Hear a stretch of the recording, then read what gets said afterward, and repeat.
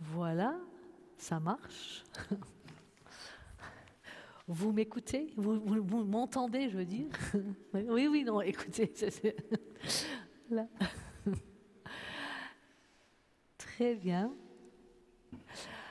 Alors, soyez les bienvenus pour cette soirée avec le philosophe Jacob Rogozinski, professeur de la faculté de philosophie de Strasbourg et auteur de nombreux livres, où, pour certains, il creuse cette thématique de l'autre exclu. C'est un peu un fil conducteur aussi dans ta pensée, je trouve. Voilà. Oui. Et on se tutoie parce qu'on se connaît très bien et c'est un peu bizarre de se vous voyez. On peut se tutoyer. Oui, Est-ce que exactement. vous m'entendez quand je parle là? Et tu l'as mis en route? Oui, je l'ai mis en. Oui, j'ai. Ah, Alors il y a pas de notre problème. technicien qui va venir avant de vraiment commencer. C'est bon. Alors là, vous m'entendez ou pas? Ah d'accord, ok. Je sais pas ce qui est Ouais, passé. ok. C'est tellement magnifique ici que l'acoustique n'était pas prévue je vais dire au XIVe siècle, mais en fait c'est plus récent. En Oui, fait. c'est ça. C'est du faux vieux. Pardon, excuse-moi, je te coupe là. Oui, voilà. Alors tu voulais ne pas faire une conférence et c'est pour ça qu'on est en position de conversation, une conversation qu'on va élargir avec vous. Alors c'est pour ça que c'est bien d'être dans le cercle et pas trop loin aussi. Soyez les bienvenus ce soir autour de ce livre qui vient de sortir. Je sais pas, ah non, on ne le voit plus. Il y avait ce livre, L'inhospitalité, qui est sorti en Début avril, en début, fait. oui, c'est ça. Il y a donc 2 mois. C'est ça, chez les éditions du Cerf. Avec un sujet d'une grande actualité. Déjà, quand j'ai entendu que tu avais écrit là-dessus, je me suis dit, ça c'est vraiment un sujet à traiter. Et je crois avec encore une beaucoup plus grande actualité depuis les élections européennes et tout ce que nous sommes en train de vivre dans ce pays. Je vais juste tout de suite dire que je suis étrangère dans ce pays. Je ne suis pas française, comme vous l'entendez. Et je viens des Pays-Bas. Comme ça, vous pouvez me situer. Et je suis chargée de mission d'un projet. Et c'est dans ce cadre qu'on fait aussi cette conférence, ensemble avec le Temple Neuf qui nous accueille.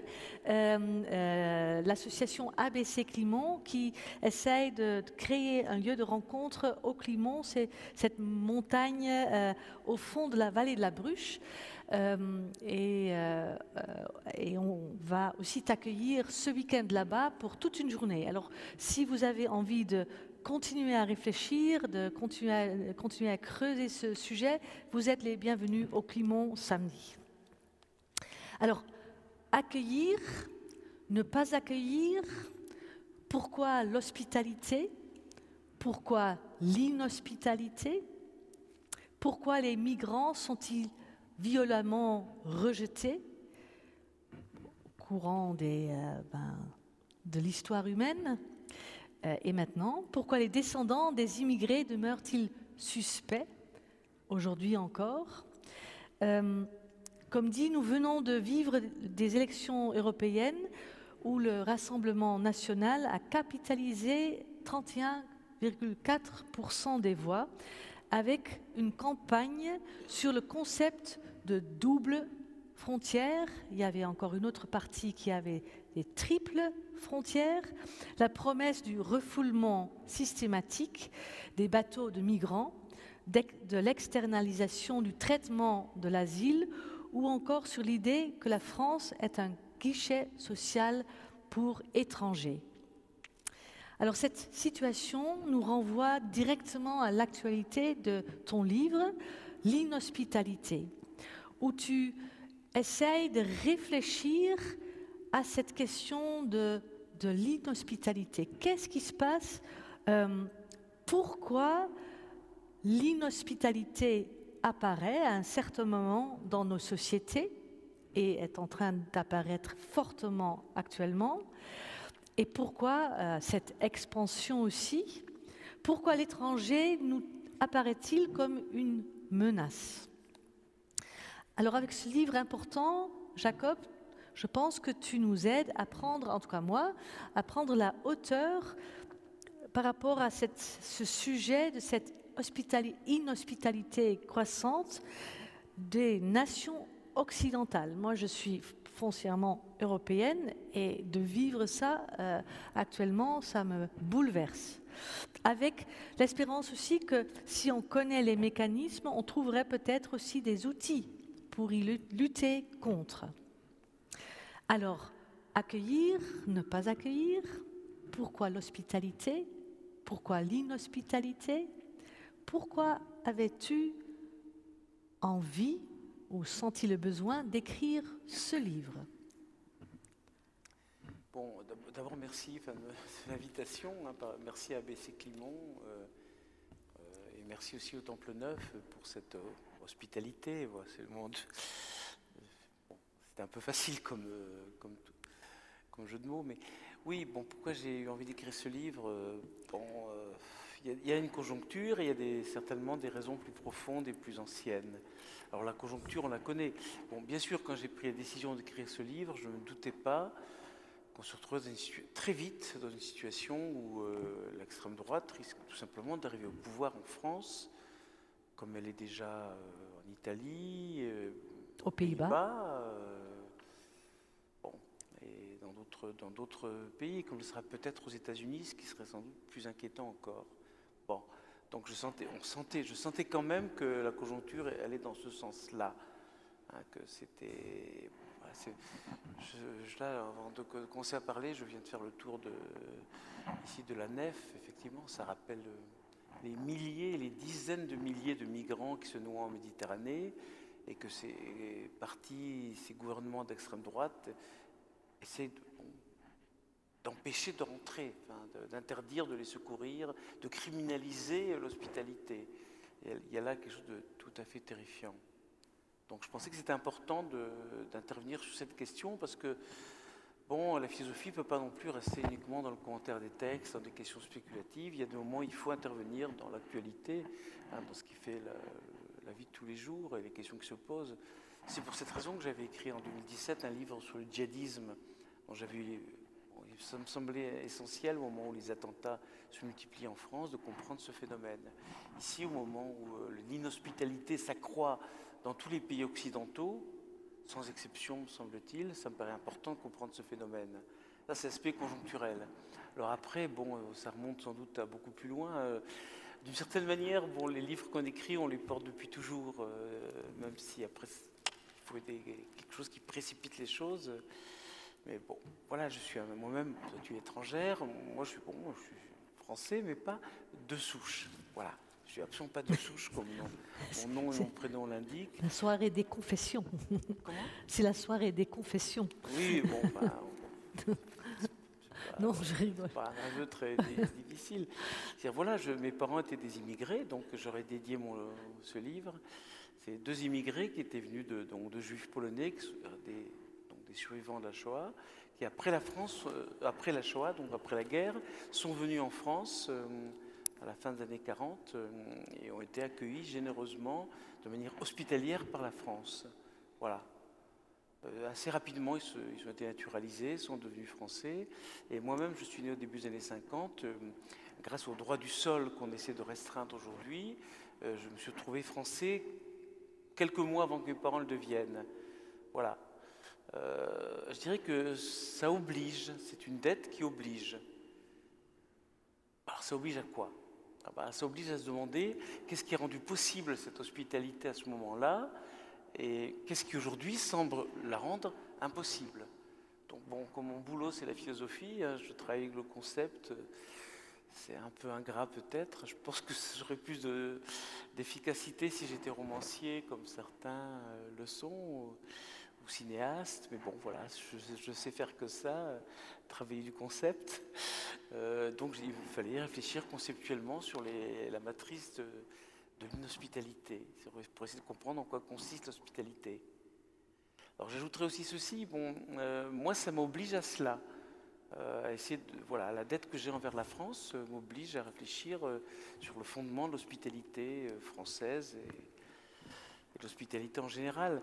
Et je suis d'autant plus surpris lorsque je vois des gens qui sont des enfants de juifs algériens, par exemple, ou des petits-enfants ou arrière-petits-enfants d'immigrés italiens, donc des gens dont les parents ou les grands-parents ont été accueillis de manière hospitalière en France, être aujourd'hui les principaux porte-parole de la xénophobie française.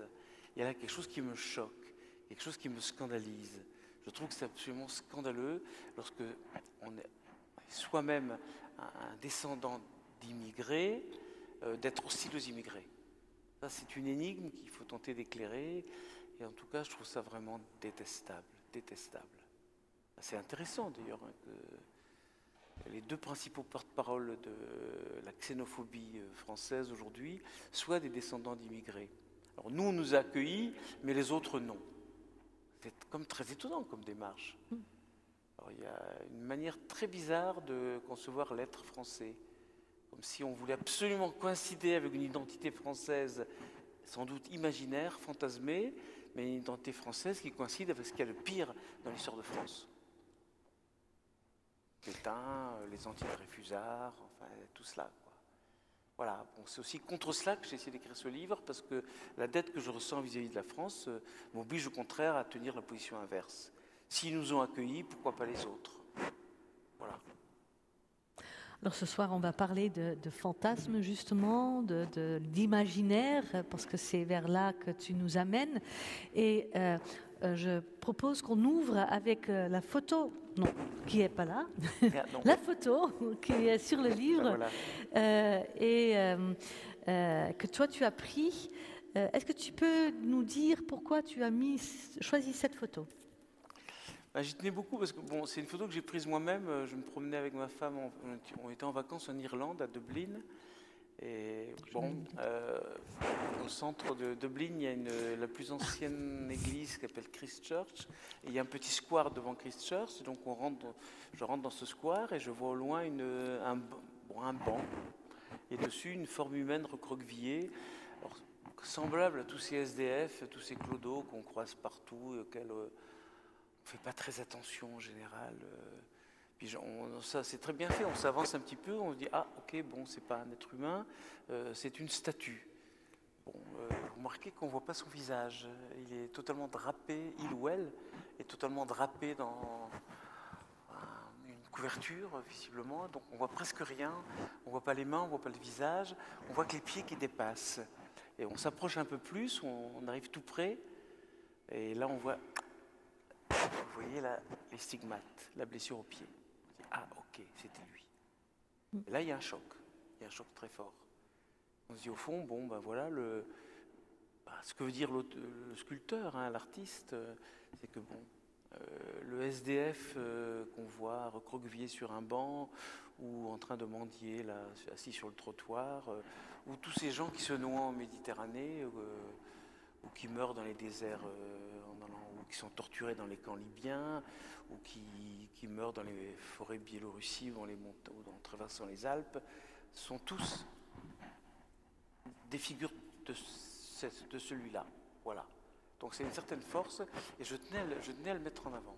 Oui, tu ouvres avec une citation de Matthieu 25 à laquelle cette statue fait référence. « J'ai eu faim et vous ne m'avez pas donné à manger. J'ai eu soif et vous ne m'avez pas donné à boire.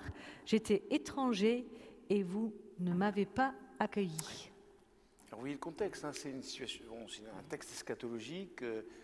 Jésus revient en parousie au moment du jugement dernier. Là, il est en train de s'adresser aux maudits, c'est-à-dire à ceux qui ont commis la faute. Et il leur tient cette parole assez impressionnante. Et ceux-ci se poussaient au cri, ils sont tout à fait scandalisés. Ils disent, mais Seigneur, quand est-ce que nous t'aurions vu assoiffé, affamé, étranger, et que nous ne t'aurions pas secouru? Et il répond, ce que vous n'avez pas fait au plus petit d'entre les miens, c'est à moi que vous l'avez fait. Alors pour moi, c'est une des phrases les plus fortes des évangiles et de la Bible, et peut-être aussi de la sagesse mondiale, quoi. C'est extrêmement puissant. Ce qu'on n'a pas fait au plus petit d'entre les miens, c'est à moi qu'on l'a fait. Et là, après tout, bon, sans se prendre pour Jésus, je pense qu'on peut aussi quand même reprendre ça à la première personne. C'est-à-dire que tous ces gens que l'on laisse mourir de soif, de faim, d'étrangèreté, etc., ben, ce qu'on leur inflige, c'est à nous-mêmes qu'on l'inflige aussi. Mais ça, nous ne voulons pas le voir. Hein, nous sommes dans l'indifférence, nous laissons mourir. Alors bon, c'est un meurtre de masse. Des dizaines de milliers d'hommes, de femmes et d'enfants meurent tout près de nous en voulant venir chez nous. Alors c'est pas un génocide parce qu'il n'y a pas d'intentionnalité. On n'a pas décidé de les tuer. On les laisse mourir. On laisse faire les vagues de la mer, la soif dans le désert, etc. Voilà. On les laisse mourir, mais le résultat est le même. Un meurtre de masse. Et on n'en veut rien savoir. Et bon, c'est aussi une manière pour moi d'interpeller les belles âmes. Vous savez qu'il y a tellement de belles âmes qui invoquent bruyamment les racines chrétiennes de l'Europe, ou alors pour faire le poids, les racines judéo-chrétiennes de l'Europe, et qui oublient cette parole fondamentale qui est au cœur de leur tradition.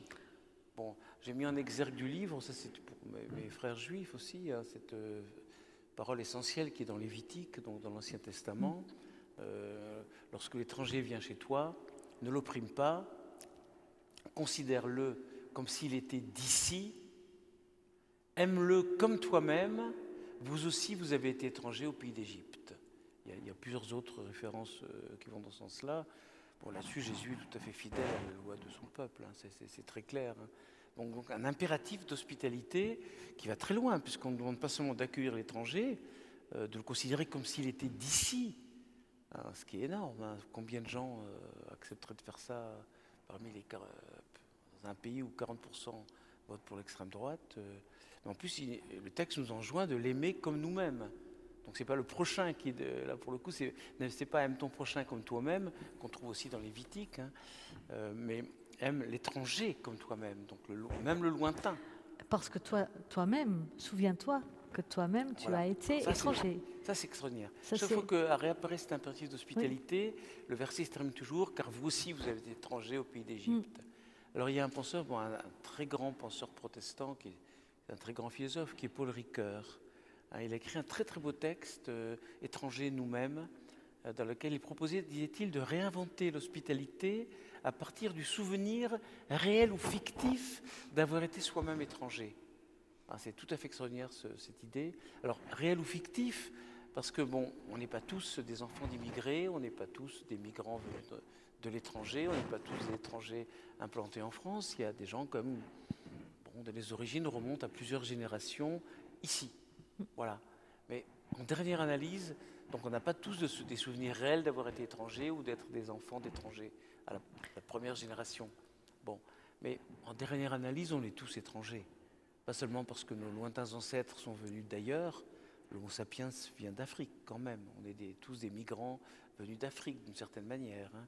Mais aussi parce que, bon, Afrique ou pas, on est tous des étrangers sur la Terre. C'est comme une sorte de posture qu'on peut s'imposer, cette injonction de dire... C'est un rappel. C'est un rappel, oui. Souviens-toi que tu as été étranger, souviens-toi qu'il y a de l'étranger en toi. Alors ça, c'est un point sur lequel je vais beaucoup insister à la fin du livre. L'idée qui, bon, Ricoeur le dit aussi, hein, cet impératif nous permet de découvrir qu'il y a en nous des zones d'étrangèreté. Nous croyons savoir qui nous sommes sommes bien dans notre identité, mais quelque chose, notre identité nous échappe toujours. Il y a en nous une part d'étranger. Cette part d'étranger, la grande question, c'est de savoir ce qu'on en fait. Est-ce qu'on l'accueille ou pas? Et c'est à partir de là que notre rapport à l'étranger du dehors va se déterminer. On en reparlera peut-être tout à l'heure, c'est un peu la dernière partie du livre. Et donc je sens très fortement cet impératif de se souvenir que nous sommes tous des étrangers sur la Terre. Voilà. Alors je veux juste, avant qu'on va plonger un peu dans la philosophie et on va recevoir des concepts, tu parles des milliers qui entrent, tu parles c'est pas un comment dire, le mot m'échappe maintenant, meurtre de masse, un massacre de masse. Oui, un massacre de masse, oui, un meurtre de masse, un meurtre collectif, oui. C'est pas un génocide, Je mais dirais en pas tout cas, génocide, tu faut être évoques, prudent avec ces mots-là. quand même, hein. tu évoques des chiffres, beaucoup de monde, et en même temps, dans ton livre, dans l'introduction, tu dis, ben, quand tu regardes les chiffres, en fait, il s'agit de très peu de monde qui Oui. entre dans notre Europe et dans notre pays. Ça, c'est un Alors, point très- oui. c'est intéressant les mots qu'on utilise. Voilà. C'est très important, hein, parce que, bon, oui, massacre de masse, effectivement, on prend des dizaines de milliers de morts et en additionnant ceux qui meurent en essayant de traverser l'Amérique centrale ou le Mexique pour aller aux États-Unis, etc., oh, ça ferait encore plus. Mais bon, non, ce que j'essaie d'analyser là, bon, c'est combien sont-ils, ces migrants qui viennent? Bon, donc j'ai étudié, très simplement, c'est des livres qu'on trouve partout. Les travaux de François Héran du Collège de France, de Hervé Lebras, démographe, donc des scientifiques, hein, des gens qui étudient les faits avec des statistiques solides. Et bien là, c'est très intéressant parce qu'on découvre que, bon, il y a au fond, parmi le grand nombre de migrants qu'il y a dans le monde, il y en a une petite minorité qui réussit qui se dirige vers l'Europe occidentale. La plupart migrent vers d'autres pays du Sud, parce que c'est plus facile, c'est moins dangereux, ça coûte moins cher aussi, enfin, d'aller dans une autre région du Sud. Bon, alors il y a un petit nombre qui vit en Europe, un nombre encore plus petit qui vit en France, parce que la France est un des pays d'Europe occidentale qui accueille le moins de migrants, ça faut le dire et le redire aussi, y compris les Ukrainiens d'ailleurs, hein. L'Allemagne a accueilli 1 million d'Ukrainiens, la Pologne 3 millions, la France on en est à 80 000. Bon, patrie des droits de l'homme, bien. Donc voilà, le nombre de migrants est faible. Alors si on regarde de près ce qu'on appelle l'excédent migratoire, c'est-à-dire le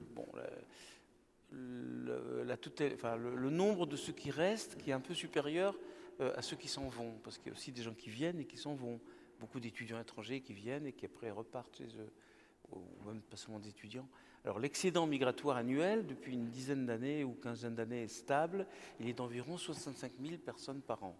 On peut rajouter quelques dizaines de milliers de clandestins. On va donc tourner autour de 0,1 ou 0,2% de la population française. Voilà les chiffres objectifs, voilà les faits.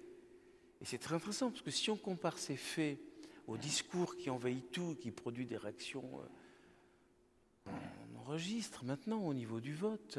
On nous parle que de ça, enfin d'invasion migratoire, de submersion qui traverserait des frontières passoires et qui produirait un grand remplacement, hein, des Français dits de souche par ces étrangers, etc.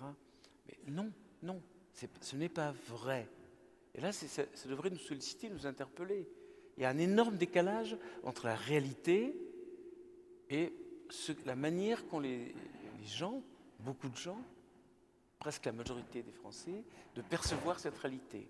Alors cette distorsion est très intéressante. Elle demande à être interrogée. C'est aussi pour essayer de répondre à cette énigme, de résoudre cette énigme que j'ai écrit ce livre. Bon, et voilà une direction sur laquelle on reviendra peut-être. Bon, voilà, quand on croit voir des choses qui n'existent pas, quand on croit entendre des voix alors qu'il n'y a personne qui parle, bon, ça peut être Saint-Paul sur la route, le chemin de Damas, ça peut être Moïse face au buisson ardent, laissons ça de côté. Mais en général, dans notre monde d'aujourd'hui, quand quelqu'un entend des voix ou voit des choses qui n'existent pas, voilà, ça relève de la psychiatrie. Ça s'appelle du délire, ça s'appelle l'hallucination, ou, si on ne veut pas être trop radical, trop brutal, disons simplement du fantasme.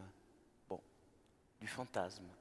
Moi, je pense que l'idée du grand remplacement ou de la subversion migratoire, ce n'est rien d'autre qu'un fantasme. Alors, si on tient compte non seulement des migrants, mais aussi de leurs descendants de la première, deuxième génération, donc des immigrés, des enfants d'immigrés, on va tourner autour de 10% de la population française. Alors qu'on m'explique comment, avec une entrée aussi faible, ces 10% pourraient remplacer les 90% restants. Il faudra bien quelques siècles pour que ce grand remplacement existe. Or, les gens y croient, semble-t-il. Les gens croient que les Français dits de souche vont être balayés par ce flot qui nous envahit. C'est un fantasme, il faut le dire et le redire. Et ça nous place face à une grosse difficulté. Bon, comment penser un fantasme collectif, une pathologie collective d'une société, de beaucoup de sociétés, Pays-Bas, Italie, Hongrie, États-Unis, bon, c'est une pathologie de l'Occident contemporain. Alors peut-être avant de plonger dans la psychanalyse, je voudrais quand même peut-être commencer par quelques concepts philosophiques. Et tu abordes deux philosophes que tu aimes beaucoup, Derrida et Kant. Et Derrida a développé cette pensée sur l'hospitalité inconditionnelle. Et tu le mets en question en faisant un détour par Kant. Est-ce que tu peux nous expliquer ça? Et je trouve que c'est très intéressant parce que dans nos églises, pour ceux qui parmi vous êtes engagés en église, cette notion de hospitalité, accueil inconditionnel est très important. Et là, tu le questionnes et ça ouvre peut-être des pistes aussi qui sont encore un peu plus larges. Bon, alors effectivement, en tant que philosophe, cherchant à travailler sur l'hospitalité et l'inhospitalité, je me suis tourné vers les deux philosophes qui ont écrit sur la question. Il n'y en a que deux, ce qui n'est pas beaucoup quand même quand on réfléchit sur 20 Il y avait aussi Lévinas, non, qui a beaucoup écrit. Ah oui, oui, on peut dire Lévinas, mais Derrida est très influencé par Lévinas. Bon, okay. Ça fait 3. Oui, okay. Sur 25 siècles de philosophie occidentale, c'est quand même un peu léger. Bon, bien. Oui, alors Derrida, c'est un auteur qui m'a beaucoup...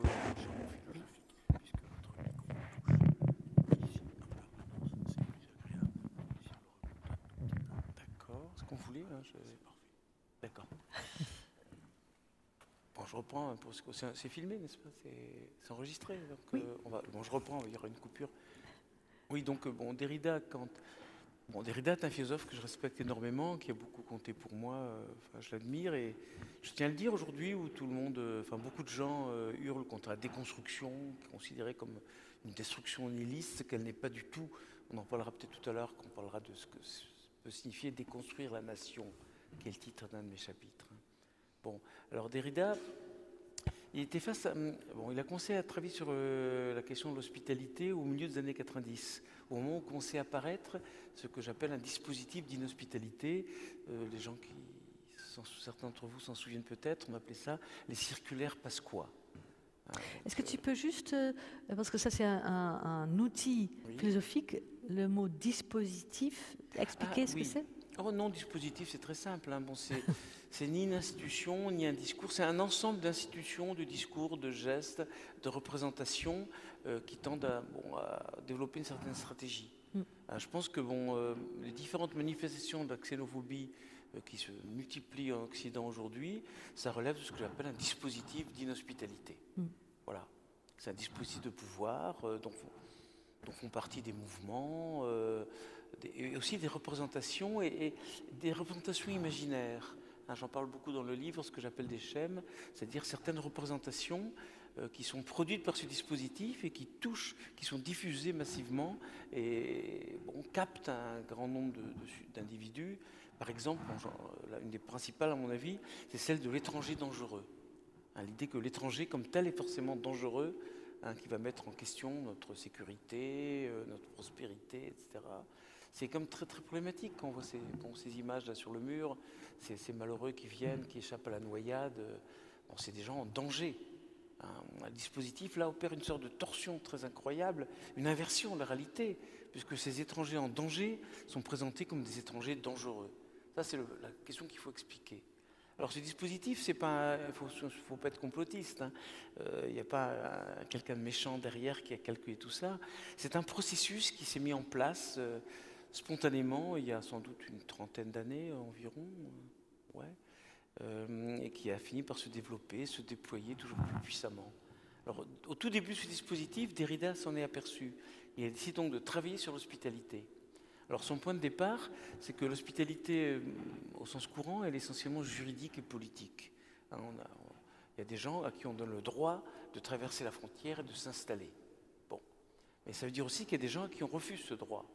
Donc l'hospitalité, au sens juridique et politique, elle est conditionnelle. Hein, on a le droit de venir, s'installer à certaines conditions fixées par la loi. Donc c'est une hospitalité sélective. Et du coup, elle est aussi inhospitalière. C'est une hospitalité qui se renverse en inhospitalité. Et c'est contre ça que je pense que Derrida a tenté de réagir dans ses livres et son séminaire, en disant que puisque l'hospitalité juridique conditionnelle se renverse en inhospitalité, il faut essayer de défendre une hospitalité inconditionnelle, qui n'est pas juridique, mais qui est d'ordre éthique, une hospitalité morale. Et c'est là qu'intervient Lévinas, qui a beaucoup influencé Derrida. Et donc cette idée d'hospitalité inconditionnelle, c'est l'idée sur laquelle il faut accueillir a priori tout autre, qui que ce soit. Avant même qu'il se présente, dit Derrida, il a un côté très radical, hein, avant même qu'il se présente, avant qu'il donne son nom, avant qu'il dise d'où il vient et pourquoi il vient, a priori, il faut lui ouvrir la porte et lui dire viens, entre. Voilà. Bon, c'est très beau, hein, c'est quelque chose de tout à fait magnifique, mais le problème c'est que ça radicalise tellement les choses que ça a des effets problématiques.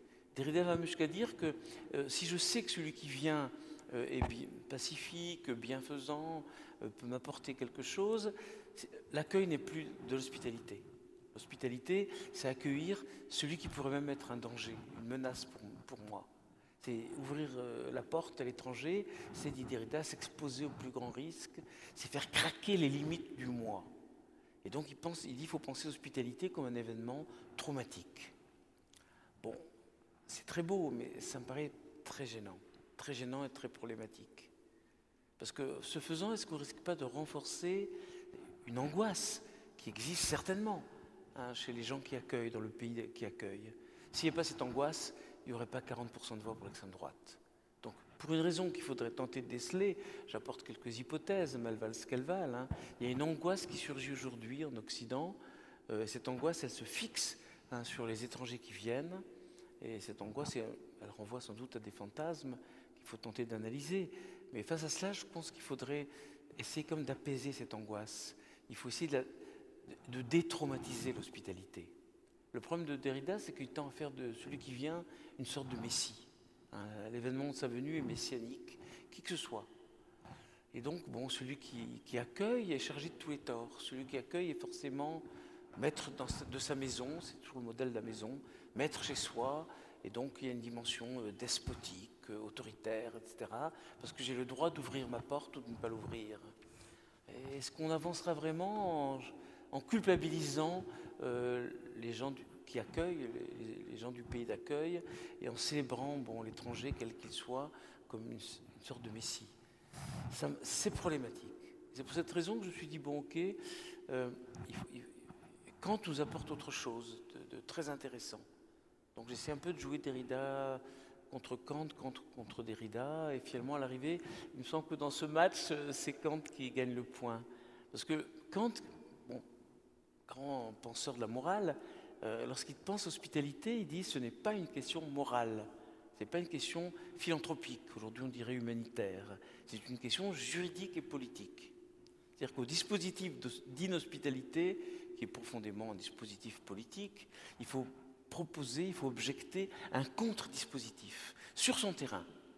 Donc il s'agit non pas de revendiquer une hospitalité inconditionnelle, mais il faut chercher à élargir les conditions de l'hospitalité, à inventer des dispositifs politiques d'hospitalité permettant d'intégrer mieux ceux qui arrivent. Et ça me paraît très important. Alors cela, Kant le rapporte, c'est ce qu'il appelle le droit cosmopolitique. Alors cosmopolitique, on a traduit comme ça la formule, en allemand, on est comme en Alsace, tout le monde entend un petit peu ça, c'est Weltbürgerlich. Donc c'est le droit des citoyens du monde, Weltbürger. C'est très beau cette idée. Donc ce que Kant avance, et on est à la fin du XVIIIe siècle, c'est qu'il y a un droit qui est supérieur au droit des nations, au droit des États, et même au droit international, qui est le droit de l'humanité en tant que totalité de citoyens du monde. Il faut tous nous envisager comme étant des citoyens du monde. Et le seul contenu de ce droit, dit Kant, c'est une hospitalité universelle. Pourquoi cela ? Parce que Kant, contrairement à ce qu'on croit, n'est pas du tout un rêveur utopique. Kant sait très bien que l'homme est radicalement mauvais. Ça, c'est un point sur lequel il insiste beaucoup, c'était, je vois ici des citations d'Albert Schweitzer, je crois qu'il a fait sa thèse sur le mal radical chez Kant. Voilà, bon, Kant n'est pas un naïf optimiste, il pense qu'il y a un mal radical dans l'homme. Ce qui fait que les hommes sont portés spontanément à se détester, à se combattre les uns les autres. Il y a une hostilité naturelle entre les hommes et entre les nations. Et donc ça conduit à un état de guerre généralisée qui, dit Kant, peut conduire à une guerre d'extermination et d'anéantissement mutuel. Vernichtungskrieg, une guerre d'anéantissement. Ça, c'est assez génial qu'au XVIIIe siècle, il avait envisagé que l'humanité pouvait s'anéantir, longtemps avant Hiroshima. Bon, aujourd'hui, la perspective revient de nouveau. Dès qu'on parle de l'Ukraine, on pense à l'arsenal nucléaire de Poutine et le spectre de la guerre nucléaire ressurgit. Alors, comment sortir de l'état de guerre? Et là, Kant fait une réponse, au fond, très simple, grâce à l'hospitalité. Parce que l'hospitalité consiste à ne pas considérer a priori l'étranger comme un ennemi, ni comme un messie. On n'est pas sur la position de Derrida et de Lévinas. Il s'agit de prendre à chaque fois l'étranger pour ce qu'il est, de juger au cas par cas. S'il vient pour nous envahir, nous conquérir, nous voler, nous déposséder, etc., alors oui, c'est un ennemi, il faut le combattre et le rejeter. Mais si c'est un homme en danger qui vient et appelle au secours, et bon, à ce moment-là, c'est un devoir de l'accueillir.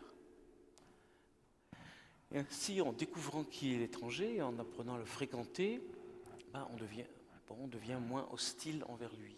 Et d'ailleurs, ça, c'est un argument intéressant parce que si on regarde le résultat des élections, on en parlait tout à l'heure ensemble, on voit très bien que dans les villes où il y a beaucoup d'étrangers, les villes hospitalières, Strasbourg en est une depuis le Moyen-Âge. Tout c'est Strasbourg qui a accueilli Jean Calvin, qui fuyait les persécutions au XVIe siècle. Il y a une tradition de ville-refuge au sens biblique à Strasbourg. Dans les villes où il y a des étrangers, le Rassemblement national est faible. En revanche, là où il explose tout, là où il dépasse les 50%, c'est la vallée de la Bruche, la vallée de Münster, ou les petits villages du Morvan ou de la Creuse, etc., où ils n'ont jamais vu un seul étranger. Donc la présence de l'étranger affaiblit l'hostilité. Donc l'hospitalité est un facteur de pacification. C'est au fond une victoire contre la haine spontanée qu'on éprouve envers l'étranger. Ces idées de Kant me paraissent extrêmement intéressantes encore pour nous aujourd'hui. Et bon, voilà. Ça va, ça c'était la partie philosophique. Merci d'être aussi clair et simple. Alors, tu as déjà évoqué la notion de nation. Et tu poses dans ton livre la question, est-ce que cette nation, cette idée autour de la nation, est-elle porteur justement de ces mouvements inhospitaliers ou est-ce que c'est inhérent à cette notion de nation tu creuses cette question, tu peux peut-être nous amener dans cette direction. C'est le chapitre que j'ai appelé déconstruire la nation. Alors encore une fois, déconstruire, contrairement à ce que disent les imbéciles, ça ne veut pas dire détruire. Je ne suis pas pour la destruction de la nation, et je pense qu'il faut des frontières, c'est absolument important. On ne peut pas se passer comme ça des frontières. Et d'ailleurs, Kant, que j'évoquais tout à l'heure, s'opposait à l'idée d'un État mondial unifié. Donc le cosmopolitisme, au sens où il l'entend, c'est plutôt une alliance des nations et la création d'institutions supranationales, comme il y en a au XXe siècle. Mais ce n'est pas du tout l'État unique, parce qu'un État unique, dit Kant, ça pourrait conduire au pire despotisme. Bon. Donc il ne s'agit pas d'abolir les frontières, aussi pour des raisons qu'on évoquera peut-être tout à l'heure, parce que tout corps a besoin d'une peau. Arracher la peau, le corps meurt. Donc il faut une peau qui limite le corps. Mais bon, on y reviendra tout à l'heure. Mais je reviens donc à la question de la nation. Alors donc déconstruire la nation, ça ne signifie pas la détruire, ça signifie, derrière ce qui apparaît comme une totalité unifiée, comme un concept évident, essayer de montrer les tensions internes qui le traversent. Alors je pense que la nation, c'est un concept ambigu, c'est un concept contradictoire. On peut l'interpréter au moins de deux façons opposées. Bon, lesquelles? D'abord, dans nation, il faut revenir à l'étymologie. Nation, ça vient du verbe latin nasci qui veut dire naître. Nature est de la même racine. Donc ça renvoie vers quelque chose qui serait de l'ordre de la naissance et de la naturalité. donc c'est là on revient très vite à l'idée des autochtones, des Français de souche, des gens qui sont d'une même naissance, c'est-à-dire d'une même lignée, et disons-le clairement, en mettant les pieds dans le plat, d'une même race. Voilà. C'est la conception ethnique ou raciale de la nation, qui existe sans aucun doute. Hein. Bon, dès qu'on parle des Français de souche, hein, on a ça en tête. Et bon, moi, ça me fait toujours réagir, bon, parce que, bon, comme je disais tout à l'heure, il n'y a rien de plus stupide qu'une souche, rien de plus mort. Bon, l'arbre vivant, bon, il a ses fleurs, ses feuilles, ses graines, etc. C'est lorsque l'arbre est mort qu'il n'est plus rien, hein, qu'il ne reste plus que la souche. Au moins peut-on espérer qu'un rameau, qu'un surgeon surgisse de la souche. Mais bon, donc les gens qui se réclament de la souche, je trouve quelque chose de très très mortifère là-dedans. Enfin, c'est bon, mais passons. Mais donc cette conception ethnique de la nation. Mais ce n'est pas la conception originelle de la nation. Alors curieusement, c'est un terme récent. Il avait un autre sens au Moyen Âge. Ça désignait bon, les gens qui étaient de même origine. On disait par exemple, bon, c'est pour désigner les commerçants ou les étudiants qui viennent d'un même pays. Voilà. Bon, les étudiants, mettons, allemands en France, on les appelait les nations germaniques. C'est très curieux. Alors le sens moderne de la nation, hein, qui renvoie donc la souveraineté du peuple dans un territoire, c'est très récent, ça remonte au XVIIIe siècle, et ça, au fond, ça s'épanouit avec la Révolution française. Donc c'est un concept moderne, ce qui veut dire aussi qu'avant, il n'y avait pas de nation. Il y avait des cités, il y avait des royaumes, il y avait des empires, mais la nation au sens moderne du terme, elle surgit avec la Révolution française. Et là, bon, on a une toute autre conception que la conception ethnique. C'est très impressionnant. Bon, j'aime beaucoup citer la Constitution de l'an 1, celle de 1793.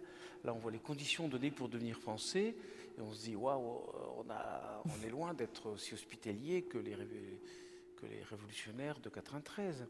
Il suffit d'avoir résidé pendant 1 an en France, ou bien d'avoir adopté un enfant français, ou bien d'avoir subvenu aux besoins d'un vieillard français, ou d'avoir bien mérité la patrie française pour être reconnu, avoir les droits de citoyen français. Et c'est même tellement loin qu'ils avaient élu à la Convention nationale, donc à l'Assemblée législative, quelques étrangers qui n'étaient pas citoyens français. Donc on en est très loin. Donc bon, lorsque Kant réfléchit sur le droit cosmopolitique, il écrit ça en 1795, il a face à lui, enfin, sous ses yeux, l'expression même d'un droit cosmopolitique qui naît. Donc l'idée d'une nation hospitalière, ça ne durera pas toujours dans la Révolution française, bon j'en parle un peu dans le livre, ça va s'inverser au moment de la terreur, mais laissons ça. Dans son sens initial, la nation a une dimension hospitalière. Et pourquoi ? Parce que ça renvoie à toute autre chose que l'idée de race ou d'ethnie. Bon, et là, je cite un auteur qui est un peu oublié, mais qui est très important, qui est Ernest Renan. Il a une très belle conférence qu'il écrit en 1882. Je trouve qu'elle illustre parfaitement ce qu'est la conception républicaine de la nation. Il dit, en parenthèse, bon, c'est très intéressant parce que bon, il s'oppose aux savants, aux idéologues allemands qui justifiaient l'annexion de l'Alsace-Lorraine, donc ça nous concerne, en disant mais quoi, les Alsaciens sont de race allemande, ils parlent une langue allemande, la géographie, la race, etc. montrent que l'Alsace est allemande et que donc on a raison de la ramener dans la mère patrie, le Heimat, etc. Et Renan répond de manière tout à fait forte en essayant de définir ce que c'est qu'une nation. Et il dit, bon, ce n'est pas la race qui définit la nation. Il dit, bon, il n'y a pas en France 10 familles qui seraient de race franque. En fait, il n'y en a même pas, sans doute, une seule. Mais bon, il dit, ce n'est pas la race, ce n'est pas la langue, ce n'est pas la religion, ce n'est pas la géographie. Ce qui définit une nation, c'est la volonté. Il dit, c'est le consentement, c'est le désir de continuer la vie commune. Et c'est là qu'il vient cette très belle définition de la nation en disant que c'est un plébiscite de tous les jours. Alors pour traduire ça en langage contemporain, on dirait que c'est un référendum quotidien. Donc, sont français ceux qui décident toujours à nouveau de devenir français parce qu'ils désirent être français. Je trouve ça tout à fait magnifique. Hein. Tout à l'heure, nous écoutions ensemble cette très belle chanson de Léo Ferré, chantant le poème d'Aragon, L'Affiche rouge, là où il parle des partisans du groupe Manouchian. Et qui étaient des Juifs, des Hongrois, des républicains espagnols qui ont donné leur vie pour la France. Et il parle de l'affiche rouge et puis il dit « Nul ne vous voyait français de préférence ». Je trouve que c'est une très très belle formule.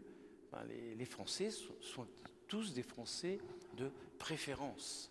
Ça implique toujours un choix et une décision, même si ça ne peut pas se réduire simplement à cela. Donc tous ceux qui désirent être français, qu'on leur accorde le droit d'être français. Ça, c'est la conception républicaine de la nation. Elle s'oppose par principe à la conception ethnique ou raciale. Alors, dans cette réflexion autour de la nation, il y a toute cette imaginaire et une des imaginaires que tu évoques, c'est la nation comme corps. Oui, j'aime beaucoup la définition de Renan, mais elle est un peu limitée quand même. Il manque quelque chose. Ce n'est pas uniquement la pure et simple volonté. Il y a quelque chose d'autre, de plus, qui fait qu'on se sent chez soi, ici. Et ça, à mon avis, c'est de l'ordre de l'imaginaire. Il y a un historien anglais, Benedict Anderson, qui définit la nation comme une communauté imaginaire. Je trouve que c'est une définition très intéressante. Alors attention, là c'est comme la déconstruction, il faut être prudent. Quand on dit imaginaire, on a l'impression que c'est une illusion. Non, l'imaginaire n'est pas une illusion pure et simple, c'est pas un mirage. L'imaginaire construit notre vie est pénétrée d'imaginaire. L'imaginaire nous modèle, nous fait vivre. Bon, l'imaginaire, c'est d'abord des images, des figures, et on s'identifie à ces images. Bon, être français, c'est d'abord aussi, là je pense au livre d'histoire de mes jeunes années, vous avez peut-être connu ça, aujourd'hui malheureusement ça n'existe plus, c'est peut-être dommage. Voilà, il y avait des images, on voyait Vercingétorix devant Jules César à Alésia, Clovis fracassant le vase de Soissons, Jeanne d'Arc sur son cheval blanc, Napoléon au pont d'Arcole, ou le sans-culotte de 93, le poilu dans sa tranchée. Et puis voilà, on s'identifiait à ces images. Donc une nation, c'est d'abord un livre d'images, c'est-à-dire aussi des lieux de mémoire, des noms, ce qu'on appelle un récit national. Alors c'est profondément imaginaire parce que ce sont des images auxquelles on s'identifie, mais ça produit un être ensemble.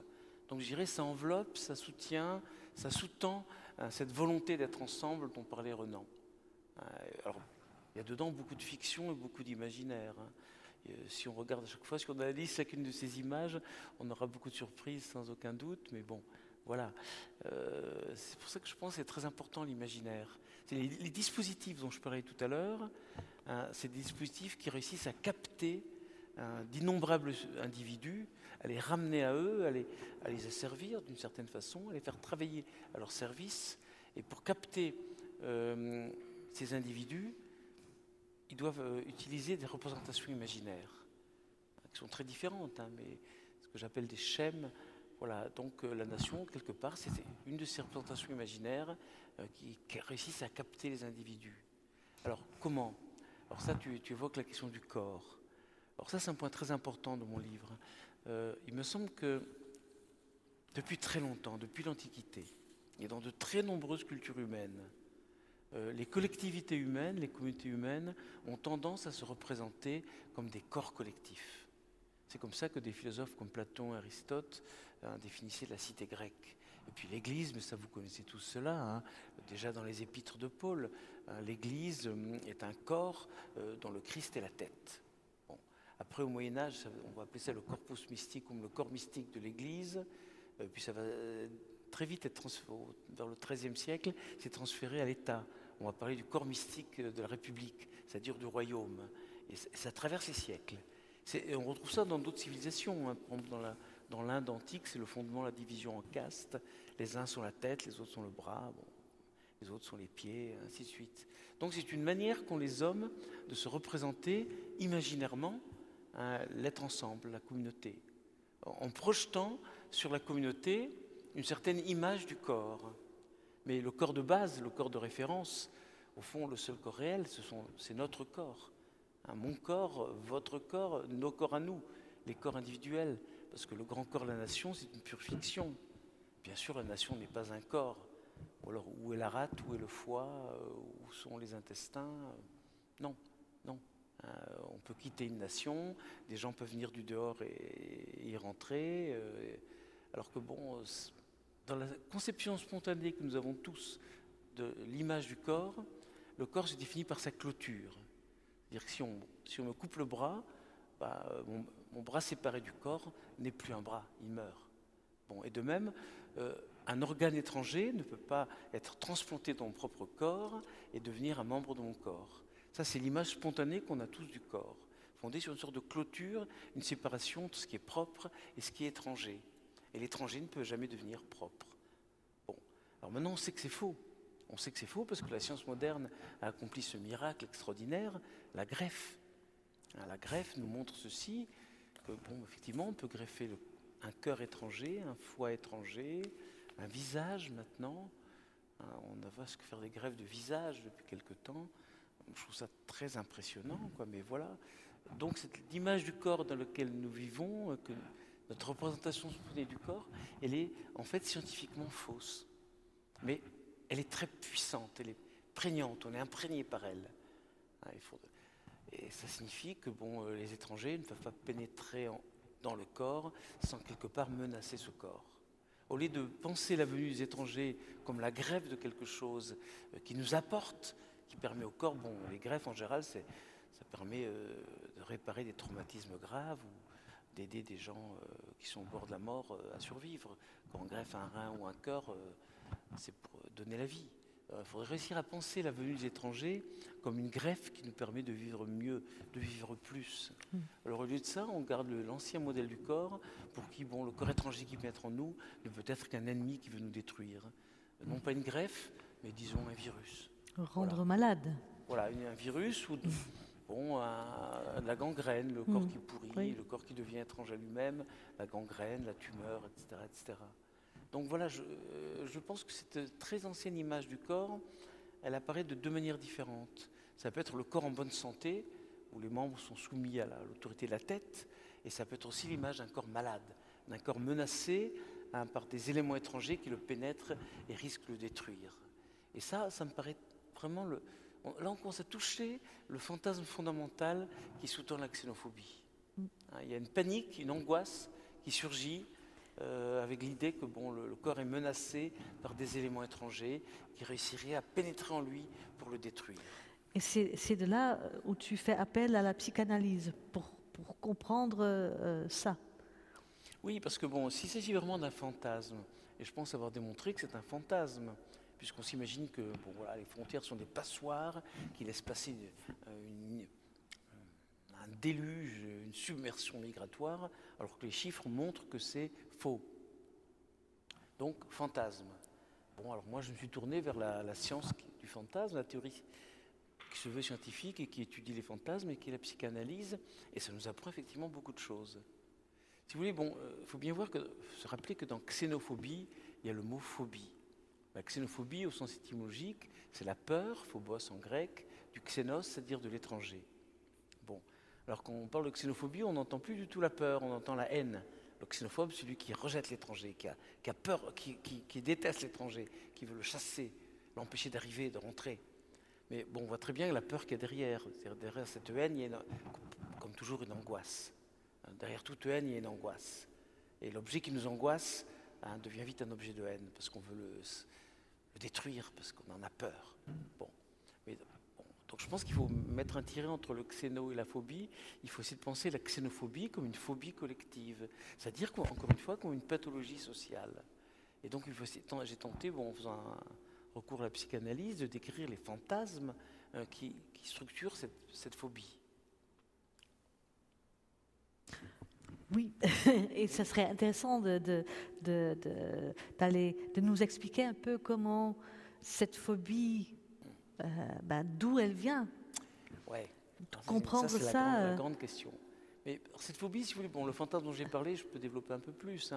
Mais bon, j'ai évoqué la notion de frontière passoire, qu'on entend beaucoup à l'extrême droite, pas seulement d'ailleurs. L'idée que les frontières, c'est une limite trouée qui laisse passer les flots d'étrangers. Alors là, j'ai travaillé, donc, dans mon livre, je cite un très intéressant psychanalyste qui est Didier Anzieux.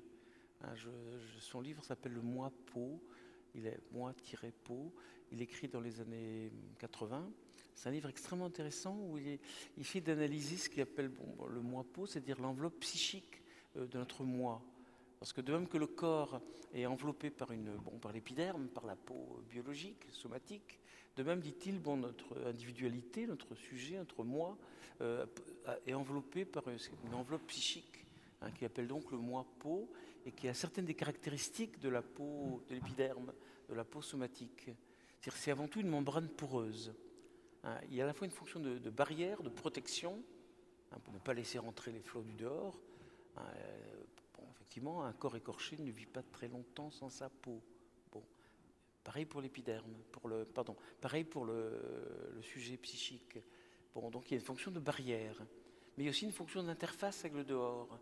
Et de fait, bon, notre peau est une membrane poreuse, une membrane percée d'orifices. Bon, nous avons d'innombrables pores qui nous permettent de respirer. Entourer quelqu'un entièrement de bandelettes, il meurt, parce que ses pores sont bouchés, il meurt. Et puis il y a d'autres trous dans la membrane, hein. Il y a les narines, les yeux, les oreilles, la bouche, d'autres encore que je n'oserais pas nommer dans une église, mais qui nous permettent d'être en rapport avec le dehors, hein, d'absorber des aliments, d'excréter, de parler, de voir, d'entendre, d'aimer aussi. Et la sexualité passe par les trous du corps également. Hein. Bon. Donc c'est ce qui nous met en rapport avec le monde et avec les autres. Mais dit Anzieux, et ça c'est très intéressant, il existe certaines pathologies de l'enveloppe. Il existe des gens, dans certaines névroses, dans certains cas d'autisme ou de psychose, il y a la panique que cette membrane se fragmente, qu'elle se déchire, et que donc, à travers ces déchirures et ces trous, vont pénétrer des mauvais objets extérieurs qui vont détruire le corps. Bon. Et donc, la réponse à ça, c'est une sorte de ce qu'on appelle un contre-fantasme. Hein, c'est la production d'une seconde peau. Quand on parle de la double frontière, ça me fait penser un petit peu à ça. Donc c'est le fantasme consistant à boucher tous les trous. Le fantasme d'un corps sans orifice. Un corps qui serait entièrement refermé sur lui-même, qui serait entouré d'une cuirasse ou d'une sorte de carapace. Hein, dans les formes extrêmes de l'autisme, on peut trouver ce genre de choses. Hein. Certains psychiatres parlent de carapace autistique. La volonté de se protéger absolument contre un dehors vécu comme totalement menaçant. Voilà. Et ça, c'est une pathologie. Alors je dis, et alors là, il parle du fantasme du moi-peau passoire. On dit, waouh, fantasme du moi-peau passoire.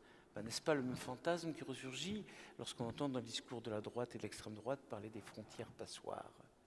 Et là, je me dis, essayons de creuser l'analogie. Ben, si la peau, c'est précisément l'enveloppe, hein, qui circonscrit le corps et qui le sépare du dehors, l'équivalent sur le plan collectif, c'est la frontière. Donc on peut dire d'une certaine manière que la frontière est une sorte de peau collective du grand corps de la nation, ou à l'inverse, on pourrait dire aussi que notre peau, la peau de notre corps ou de notre psychisme, est une archifrontière, une frontière originaire. Et je pense que toutes les représentations que nous pouvons avoir de la frontière nationale, elles trouvent leur source dans le rapport que nous avons à l'image de notre corps et au rapport qu'on a, au rapport serein ou angoissé à notre propre peau, à la limite de notre propre corps. Donc voilà, on en vient à cette idée que la source, la matrice de l'inhospitalité, de la xénophobie, se trouve dans le rapport du sujet à son propre corps.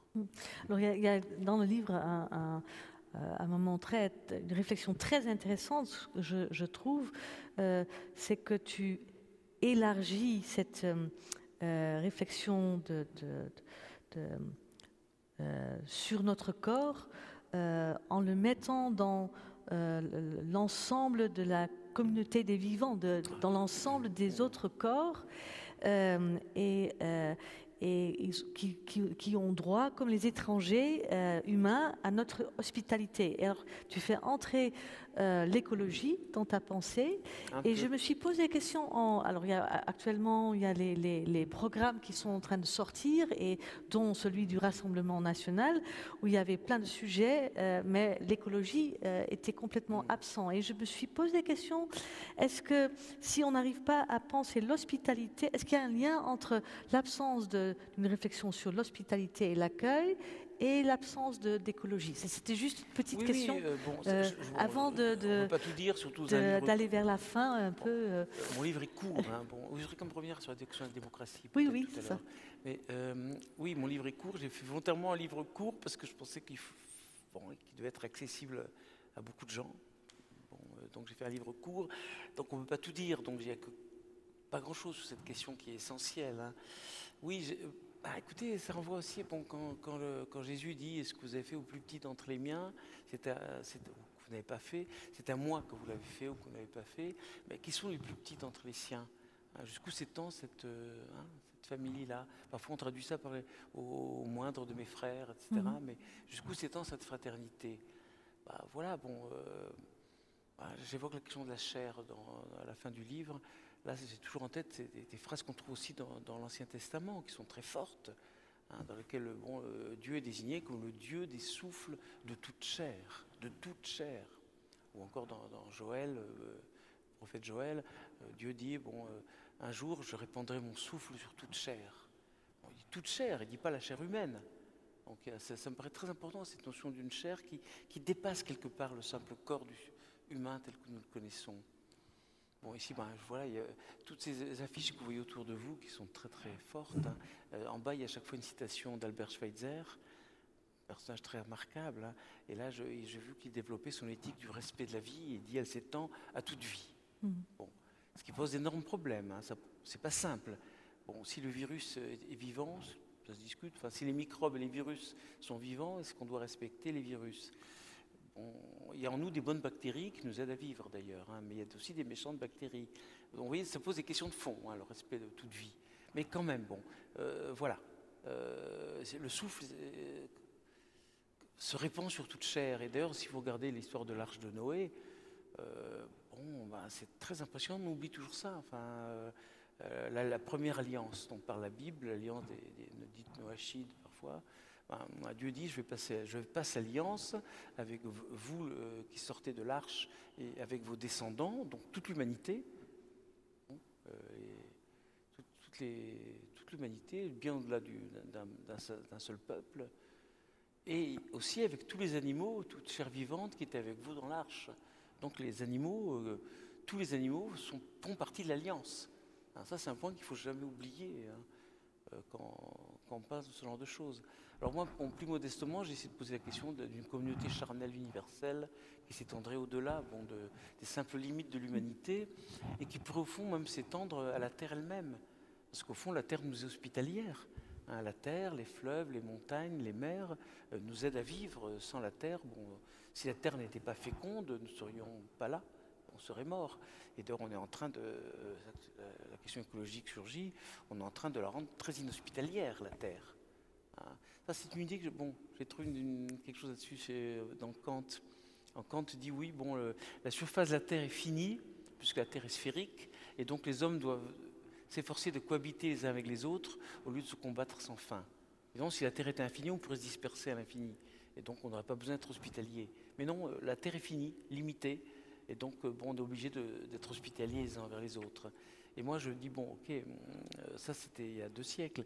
Quand vous voyez la finitude de la Terre uniquement sur un plan géographique. Je pense que nous, maintenant, nous savons que la finitude de la Terre est aussi temporelle. Ça veut dire qu'il est très possible que la Terre cesse d'être hospitalière aux vivants.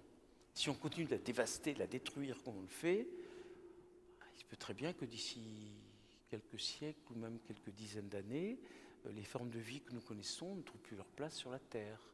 Comment on fera pour vivre lorsqu'il fera 60 degrés en Afrique, en Asie, et peut-être 50 degrés en moyenne en Alsace? C'est pour bientôt, semble-t-il, nos petits-enfants. Comment peut-on vivre quand il fait 50 degrés presque tout le temps? En tout cas, c'est compliqué. Mais alors voilà, donc la Terre nous est hospitalière et donc on doit lui rendre en retour quelque chose. Être reconnaissant envers la Terre. Et reconnaître que d'une certaine... Là je cite Husserl, un auteur qui m'importe beaucoup aussi. Il dit, lorsque je marche sur la Terre sur laquelle je marche ne fait qu'un avec ma propre chair. Une idée qui est très forte. Donc ma chair sort toujours au-delà de moi-même. Hein, la chair n'est pas limitée dans la frontière du corps. Hein, ma chair, je la transfère, je l'accorde aux autres corps que je vois là devant moi, à qui je transfère ma propre chair. Chacun de nous incarne les autres corps pour les reconnaître comme la chair de sa chair. Hein, c'est une très belle formule qu'on trouve aussi dans la Bible. Hein, lorsque Adam s'éveille de sa torpeur et puis voit la créature que Dieu a tirée de sa côte, d'une partie de lui-même, et il s'écrit en vérité, celle-là est la chair de ma chair. Je pense que ce que nous devons, c'est Bon, le sens profond de l'hospitalité, c'est d'être une hospitalité charnelle, de reconnaître tout autre humain comme la chair de ma chair. C'est au fond ce que dit Jésus quand il dit ce que vous avez fait au plus petit mien, c'est à moi que vous l'avez fait. Mais bon, on peut aller encore plus loin et on peut s'ouvrir à tous ceux qui sortent de l'arche et donc reconnaître que bon, tous les vivants sont la chair de notre chair et la terre elle-même peut-être. Et donc il faut prendre soin de toute vie et de la terre comme si c'était notre propre chair. Voilà, c'est un peu dans cette optique un peu majestueuse. Alors, avec des enjeux très ouais. importants et politiques et je trouve toute cette réflexion sur la question de l'hospitalité et l'inhospitalité est d'une grande actualité maintenant que nous sommes en plein dans les discussions démocratiques. Les enjeux démocratiques sont énormes. Et pour terminer ce temps d'échange à deux, parce que vous avez certainement aussi des questions, je trouve que le livre se termine vraiment avec quelques pages très très fortes. Je vais te citer. Tu dis « Le sort de la démocratie dépend en grande partie de l'hospitalité envers les étrangers. Une démocratie inhospitalière se renie elle-même et s'expose à une dérive autocratique. » Et tu dis il faut mobiliser la démocratie contre elle-même, contre les tendances xénophobes. L'accueil hospitalier est inséparable d'une reconnaissance envers ceux qu'on accueille. Reconnaître leur culture, leur langue, tout ce qui constitue leur histoire, mais aussi d'éprouver de la gratitude envers eux. Car l'étrangeté des étrangers est une promesse, l'élargissement du monde. Et tu vas ensuite vers ce concept de créolisation, le processus de métissage. Est-ce que tu peux un peu approfondir ça, expliquer ce que tu... C'est une chose très connue, c'est le très grand écrivain Édouard Glissant, écrivain martiniquais, qui a développé cette idée de créolisation à partir de, ce sont les cultures créoles. Donc au départ, ce sont des Africains qui ont été déportés de chez eux très violemment et qui ont été condamnés à l'esclavage. Bon, donc c'est un drame, une tragédie historique. Mais bon, ça a provoqué une sorte de brassage des cultures, de mélange qui engendrait des langues créoles, des dialectes créoles, et qui engendrait de la musique, et qui engendrait de la gastronomie aussi, de la cuisine. Mais bon, après tout, le jazz est sorti de ce type de créolisation. Alors pour Glissant, ce n'est pas un idéal, c'est quelque chose qui est en route. Notre monde est en train de se créoliser. Il y a une sorte de mondialisation qui n'est pas seulement économique, mais qui implique donc un métissage généralisé du monde. Alors ça provoque de la panique, ça provoque de l'angoisse. Il y a des gens qui ont peur de perdre leur identité dans un monde créolisé. Alors il faudrait revenir à ce que j'ai dit tout à l'heure, que toute identité est profondément imaginaire. Il n'y a pas d'identité naturelle, il n'y a pas d'identité raciale. L'identité est le résultat de processus d'identification. Toute identité est construite et donc peut être déconstruite. Mais moi je pense qu'au fond, au lieu de se cramponner à cette identité imaginaire, il faut se rendre compte que ceux qui viennent, la métaphore de la greffe que j'évoquais tout à l'heure, la greffe nous donne de la vie. Il faut penser les autres qui viennent, les étrangers qui viennent, non pas comme des virus, mais comme des greffes. Ils nous apportent des autres manières de vivre, des autres manières d'être au monde, des autres manières de parler, de penser, de croire aussi, de croire. Moi j'ai un très profond respect pour l'islam. Je veux dire, je pense que qu'on soit juif comme moi ou chrétien comme vous, on ne va pas se permettre d'ignorer le troisième testament, à savoir le Coran et toute l'immense culture islamique qui est une des très grandes civilisations du monde et qui appartient à l'Occident, me semble-t-il. Mais ça, c'est une autre question. Donc voilà, les étrangers, d'où qu'ils viennent, apportent quelque chose. Ils élargissent notre monde. Et donc, nous devons éprouver envers eux de la reconnaissance, à tous les sens du mot. Ça, c'est une chose que Ricoeur a développée.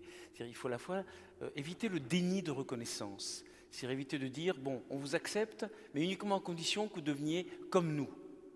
Ça, c'est l'idéal de l'assimilation.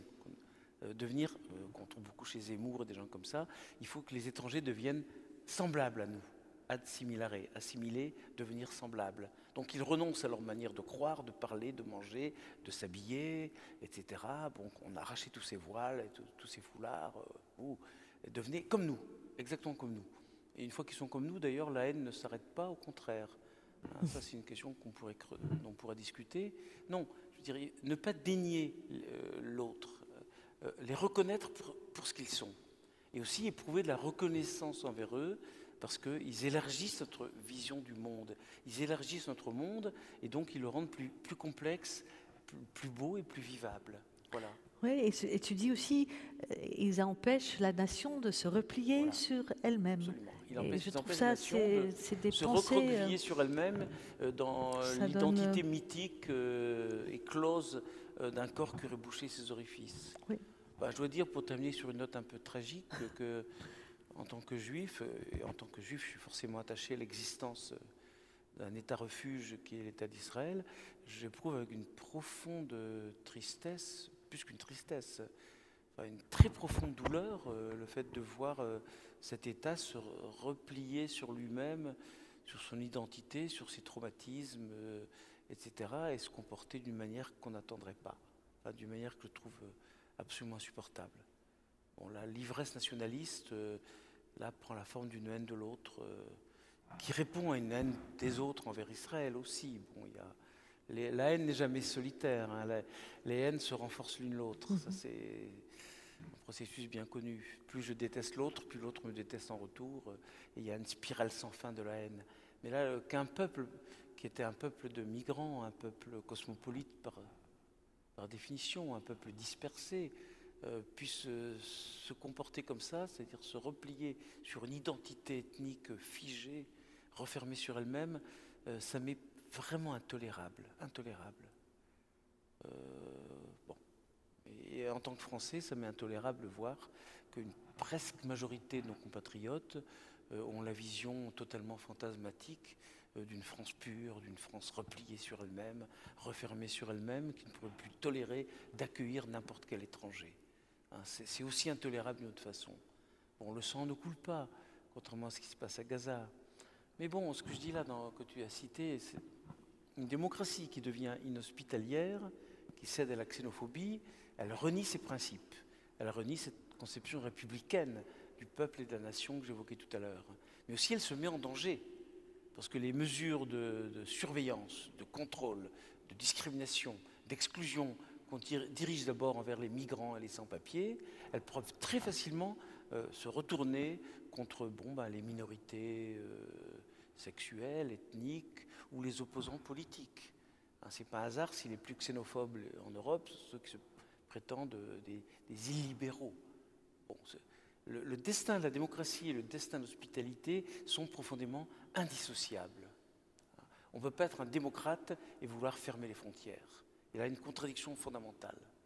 Ceux qui croient que la démocratie peut se maintenir en fermant les frontières, ils préparent la ruine de la démocratie. Voilà. Alors, vous voyez, c'est un livre passionnant, en tout cas, je trouve, avec qui donne des éléments à réfléchir ce que nous sommes en train de traverser et qui invite aussi à travailler d'autres imaginaires, même si la question se pose, est-ce que ça marche? Par exemple, cette idée de la greffe, ce rappel que nous sommes tous étrangers et voyageurs sur la Terre, ça sont des outils qui m'aident, moi, à aller dans la cité pour parler, pour rencontrer les autres. Grand merci à toi pour ce que tu viens de partager, extrêmement riche et précieux. Peut-être avez-vous des questions, certainement. Oui. Avez-vous des questions? On a bien 3 quarts d'heure pour discuter, là, je pense, jusqu'à 10 heures, non? Enfin... Ça, c'est... Enfin, tant que, si vous... Comme nous enregistrons, il est utile de parler au micro.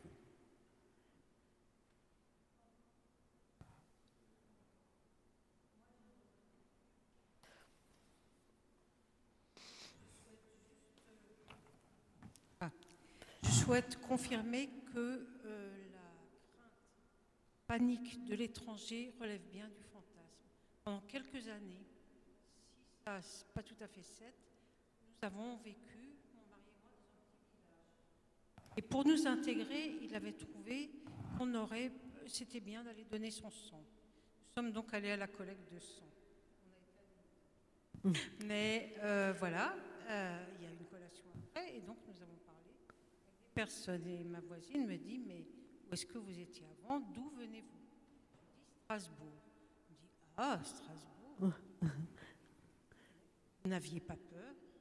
Vous avez peur pourquoi? Mais à cause des étrangers. Oui.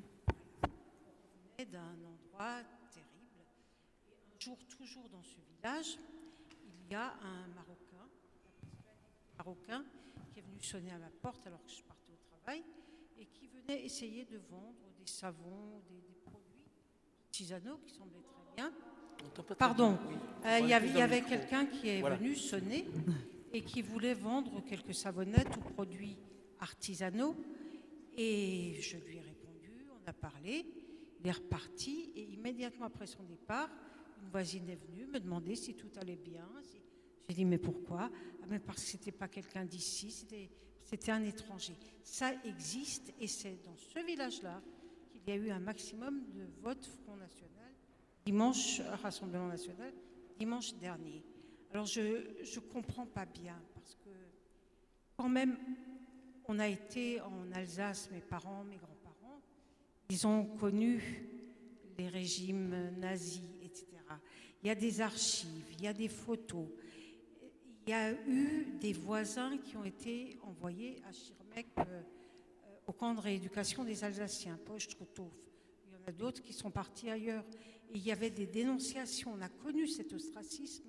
Alors, je ne comprends pas, sauf à me dire que c'est toujours dans des contextes de crise économique, quand il y a des gens qui ne s'en sortent plus, qu'ils pensent qu'ils sont devenus les derniers des derniers, qu'ils ont besoin de trouver plus quelqu'un à mépriser, voilà, qui soit inférieur à eux, je ne sais pas, quelque chose de cet ordre-là. Voilà.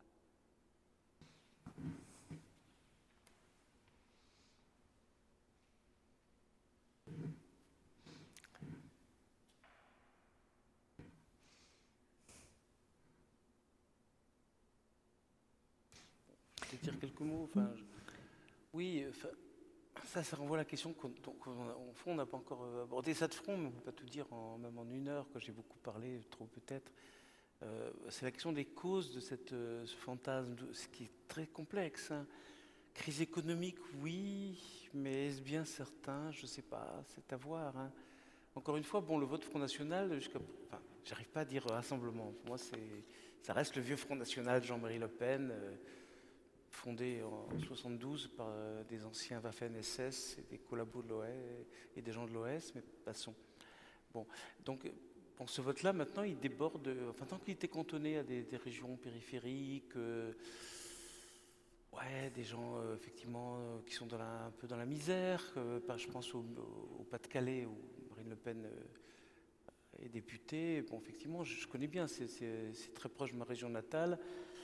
Alors, les mines ont fermé, et puis quand les mines ont fermé, cette région est tombée dans une sorte de désespoir, de désastre sans perspective, quoi. Bon, que des gens sans perspective, sans issue, affectés par la crise, et une sorte de rancœur, de ressentiment, et qui cherchent un bouc émissaire pour exprimer leur angoisse et leur colère, ça peut quelque part, ça excuse pas, ça justifie pas, mais on peut arriver à le comprendre.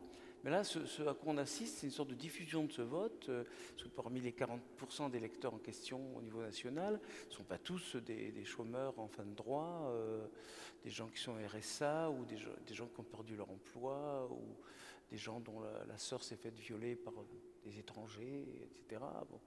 Bon. Non, c'est des gens comme vous et moi, c'est des gens comme tout le monde.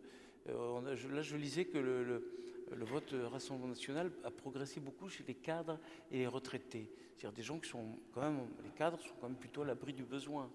Donc l'explication simplement économique ne suffit pas. Dans mon livre, j'évoque un peu l'explication de la xénophobie. Certains rattachent ça à l'avancée de la globalisation. La globalisation économique, effectivement, elle donne l'impression que la souveraineté nationale est en crise, qu'elle est en train de s'effacer. Elle provoque une sorte de contre-coup, une volonté de restaurer une souveraineté nationale qu'on sent balayée par les flots de la globalisation. puisque bon, on a l'impression que le destin des entreprises, des paysans, etc., ne se décide plus du tout à Paris, mais peut-être à Bruxelles, et en fait on ne sait pas très bien où, quelque part, entre Wall Street et Pékin, si vous voulez. Donc les gens ont le sentiment que la globalisation détruit leur identité. Ça me paraît insuffisant, ça me paraît pas suffisant. Moi, je pense, ce que je suggère dans le livre, mais je ne vais pas tout spoiler, parce qu'il faut comme que vous ayez envie de l'acheter. Hein. Si je dis tout ce qu'il y a dedans, personne ne l'achètera plus. Non, je pense qu'il y a une contradiction qui renvoie à la dynamique même de la démocratie. Je pense que la démocratie moderne, c'est un processus qui tend à désincorporer le corps collectif. Hein, c'est un processus qui tend à mettre au premier plan non plus la hiérarchie, la place de chacun dans un grand corps, où il y a la tête, les membres, etc. Non, les valeurs de la démocratie, c'est l'égalité, et c'est aussi l'autonomie individuelle. Et tout ça, ça attaque la figure du grand corps. Et donc le grand corps tend à se désincorporer, comme le dit un penseur auquel je me réfère, qui s'appelle Claude Lefort. Alors ça veut dire en fait que là où le corps se désincorpore, là où le corps tend à se décomposer, la peau aussi tend à se déchirer. Et donc forcément, ça implique une angoisse qui concerne la peau, c'est-à-dire les frontières. Alors on peut se demander si le nazisme, le communisme stalinien, les grands totalitarismes du XXe siècle n'ont pas été des tentatives pour refaire du corps dans un monde qui est en train de se décomposer. Est-ce que l'angoisse profonde qui sous-tend tous ces fantasmes, c'est pas une angoisse liée à la désincorporation? Est-ce que cette décomposition peut aussi être vue d'une manière positive alors? Oui, mais elle est positive. C'est un facteur d'émancipation. C'est ça. Je veux dire, nous préférons tous être des citoyens libres et égaux plutôt que des sujets du roi de France soumis au roi et membres d'un des 3 ordres, noblesse, clergé et tiers état, avec ses privilèges héréditaires, etc. Non, la nuit du 4 août, la prise de la Bastille, la nuit du 4 août, ça appartient à la dimension émancipatrice de la Révolution française.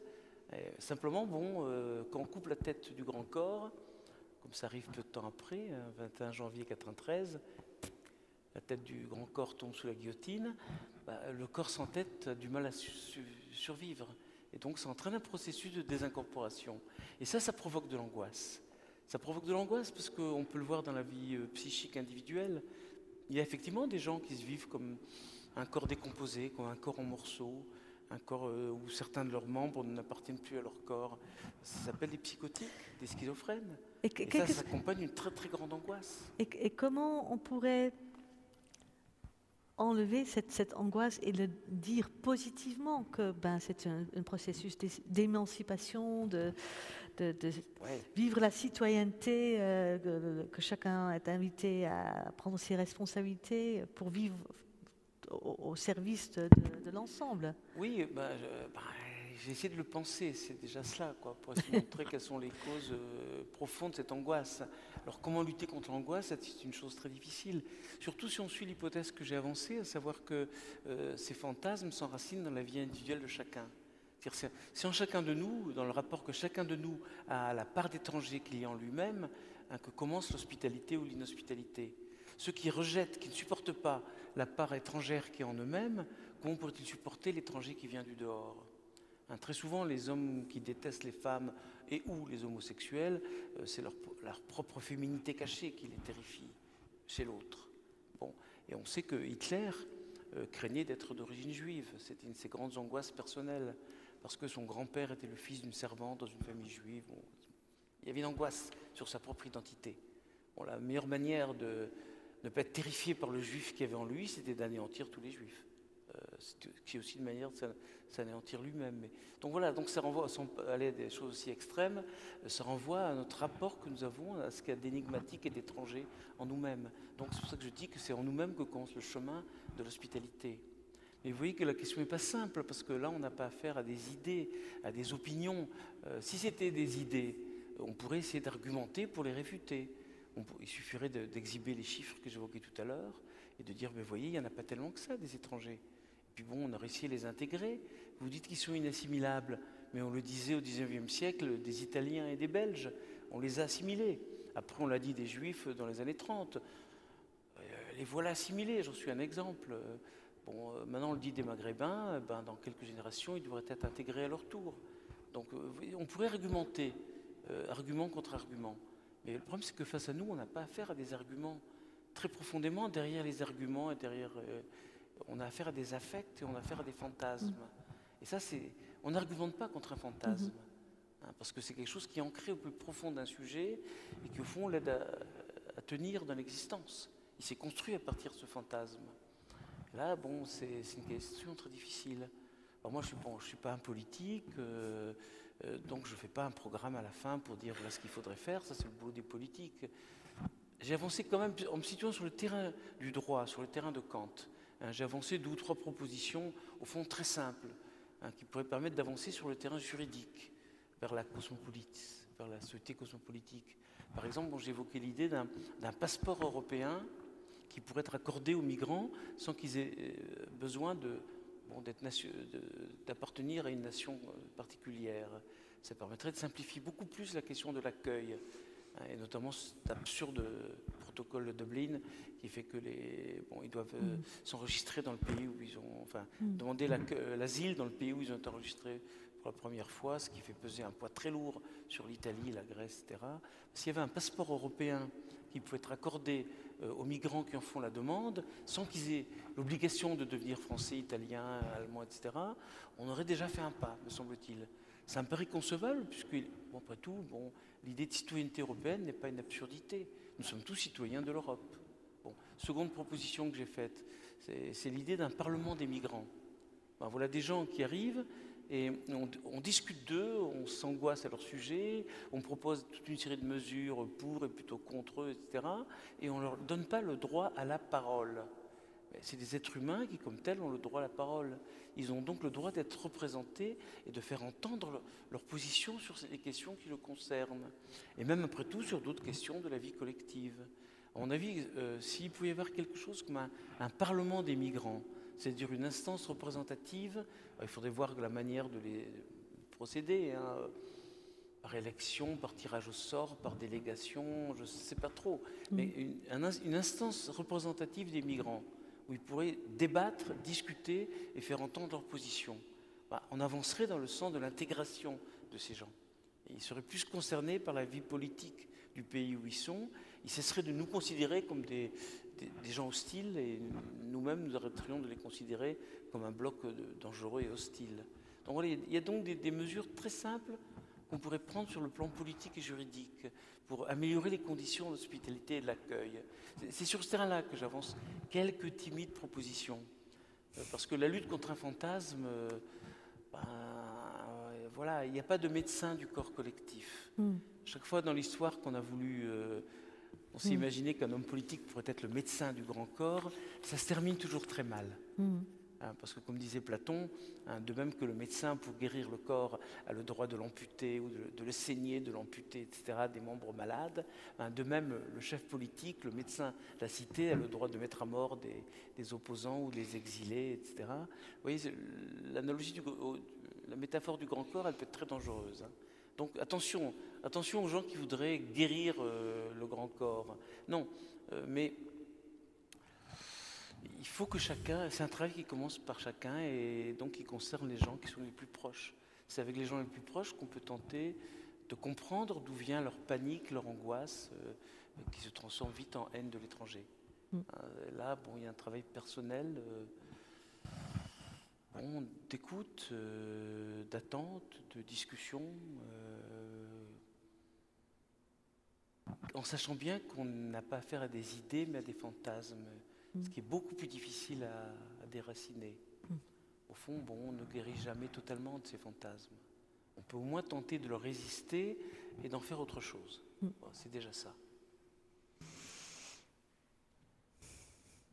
Oui.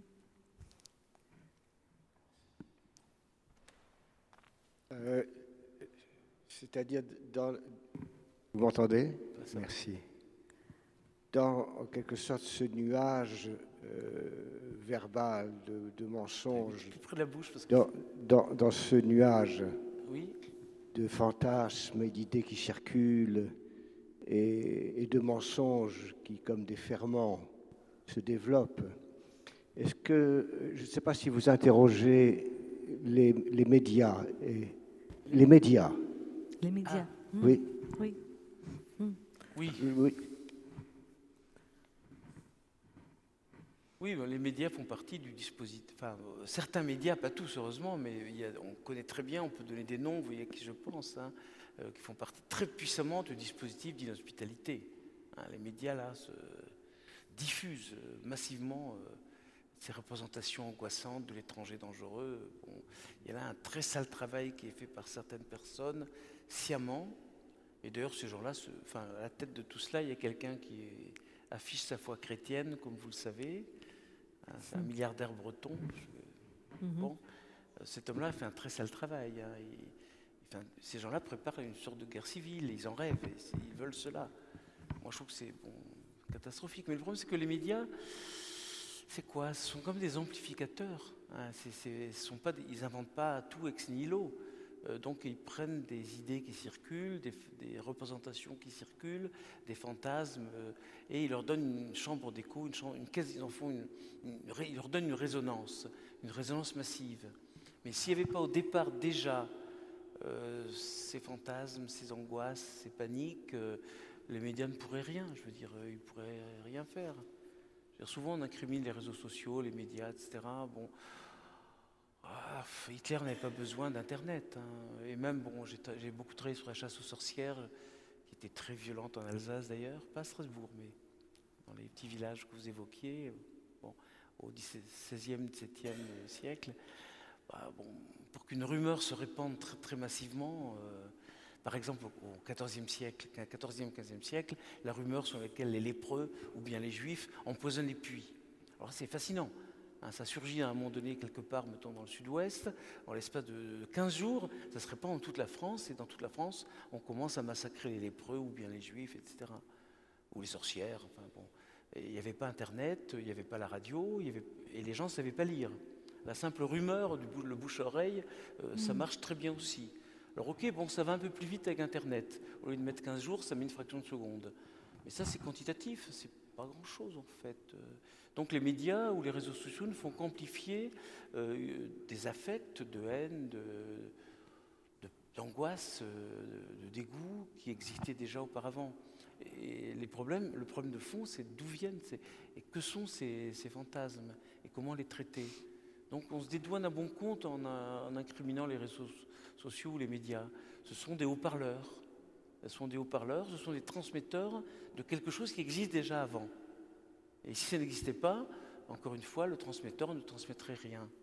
Alors c'est sûr que en faisant haut-parleur, ça aggrave, ça intensifie, ça durcit, ça radicalise tout ça. Mais c'est jamais qu'un instrument de médiation, comme leur nom l'indique, un instrument de transmission de quelque chose qui préexiste. Et c'est ce quelque chose-là qui pose problème, qui est vraiment ce qu'il faut analyser, à quoi il faut résister.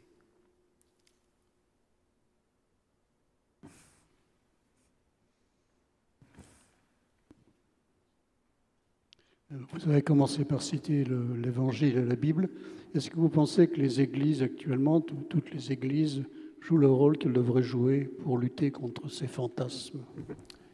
Écoutez, là, c'est pas ma chapelle, hein, donc je ne peux pas parler à la place des églises, parce que je ne suis pas chrétien. C'est plutôt à vous de répondre. Hein. Je pense qu'il y a des églises qui font le travail. J'en vois 2 représentants ici. Il y en a d'autres qui ne font pas ce travail-là, ça c'est clair. Ouais. Il y a actuellement la FPF qui est en train de travailler sur un texte ensemble avec les autres cultes en France pour avoir une prise de position. Alors moi je suis très très curieuse de voir ce que ça va donner, mais je sais que c'est en cours. Ils sont en train de travailler dessus. C'est une manière de réagir. Et après, moi je pense que moi, je suis pasteur à mi-temps dans la vallée de la Bruche et j'ai vu les votes. J'ai regardé là dans le lieu où je suis, juste pour vous le citer, 56,7% Rassemblement national, Reconquête 7,6%, ça veut dire 298 personnes Rassemblement national, 40 Reconquête. Il y en a certainement dans cette paroisse de Roto, par exemple. je me dis qu'est-ce qu'on peut faire. Et je suis d'accord que j'en parlais avec ma fille qui a 24 ans et je me suis dit, je lui ai demandé, je posé la question, est-ce qu'il faut partir ou pas, ou elle a dit ben non, il faut justement être là auprès et faire un travail de proximité et rencontrer, être à l'écoute. J'y crois beaucoup dans ce travail local, là où nous sommes placés. Et pas qu'on va faire des miracles, mais c'est là que ça commence aussi. En tout cas, pour moi, ça, c'est pas seulement des chiffres, je vois les visages et je sais pas qui a voté quoi, mais voilà. En tout cas, on peut dire quand même, bon, voilà, enfin, c'est pas votre chapelle peut-être, mais il y a comme quelqu'un qui m'inspire cette question, un immense respect, c'est le pape actuel, le pape François. Bon, voilà, quelqu'un qui a eu des paroles très, très, très fortes, qui était plusieurs fois à Lampedusa, à Marseille aussi, il a fait une homélie incroyable, où il a parlé du fanatisme, de l'indifférence. C'est une parole très forte. Alors là, clairement, on a affaire à un pape qui reste fidèle à l'Évangile. Ça n'a pas toujours été le cas. Bon, prions pour qu'il reste longtemps en vie, que son successeur soit dans la même ligne. C'est pas sûr. Bon, enfin voilà. Quoi. Je veux dire, mais en tout cas, voilà. ces textes qu'on a reçus, avec lesquels tu as commencé, tu commences ton livre, sont essentiels, je pense. Alors, les églises, c'est une institution humaine, elles sont divisées et contradictoires, comme la nation, la nation peut être hospitalière ou inhospitalière. Ben, c'est pareil des églises, c'est pareil pour quasiment toutes les institutions humaines. Bon. Et pour moi, il y a aussi cette question de comment ne pas être donneur de leçons, celle qui sait et l'autre qui ne sait pas. Et j'étais vendredi dernier, on avait au Climont le président du CESE, cette commission économique, sociale et environnementale, et lui, Albert Ritzenthaler, a été le président de la commission fin de vie. Et il a accompagné la Convention citoyenne. Et là, je pense que si tu cherches des outils, je pense que ce sont des outils pour travailler la démocratie, mettre des gens d'horizons très divers ensemble pour chercher consensus, jusqu'où on peut aller dans l'écoute et la recherche de quelque chose qu'on peut partager. Et c'est ça qui me manque beaucoup. On est très dans une société, on est tout le temps en train de cliver, défendre des positions, mais où est le travail de consensus et d'écoute? Et je suis sortie en tout cas, je trouvais ça un très bel exemple de démocratie. Je suis sortie réconfortée de cette soirée. Et maintenant, on est dans la situation actuelle. Mais je me dis, travaillons ça, des lieux de parole où on peut être à l'écoute et essayer d'avancer ensemble.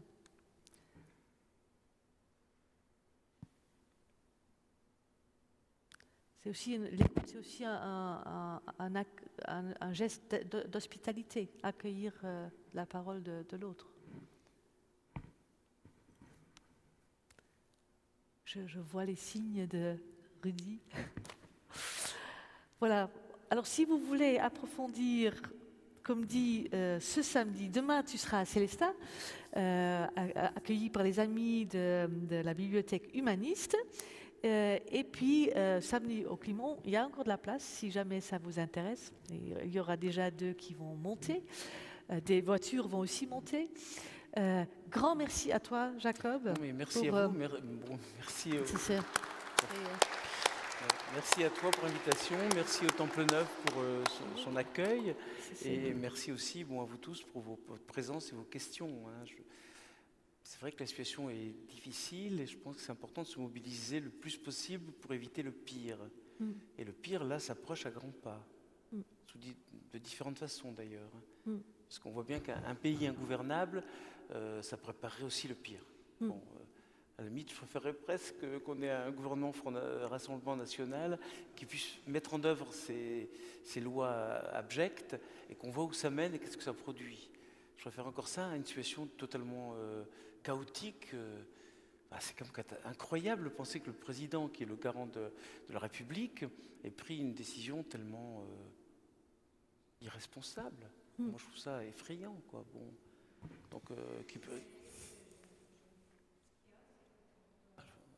On vous entend pas.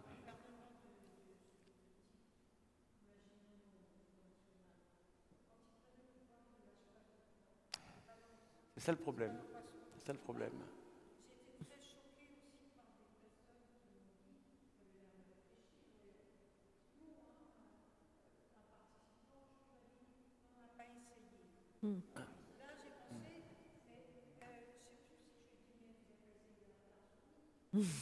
Voilà.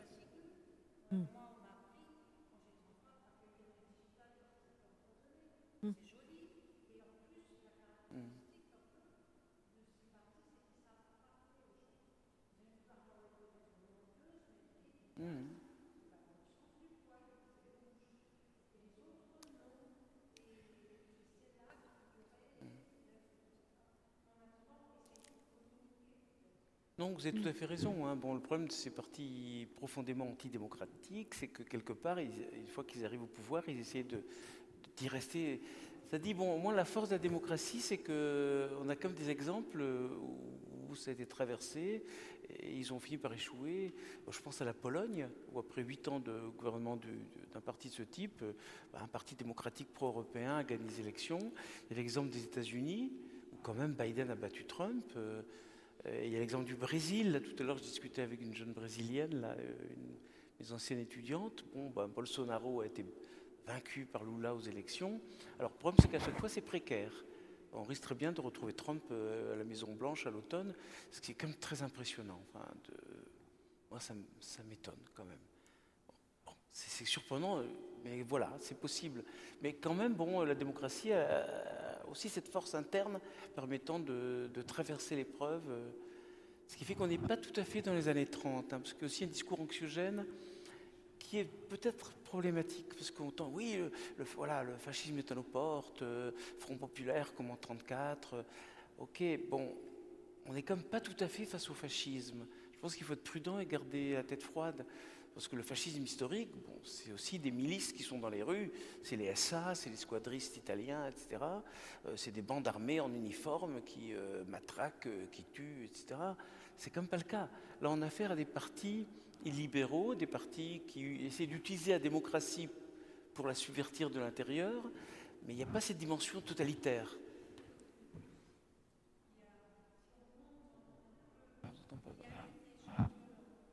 Des gens violents. Oui, non. Ah oui, oui. Ah ben, le Front National de Jean-Marie Le Pen a été créé par des anciens collabos, des pétainistes et des gens de l'OS. Donc des gens qui ont pris les armes au service de Hitler ou pour l'Algérie française. Mais bon, je veux pas dire que c'est totalement démocratisé, mais voilà, il ne faut pas non plus partir, je crois, dans une sorte de répétition simple du passé. Enfin, le passé se répète jamais à l'identique.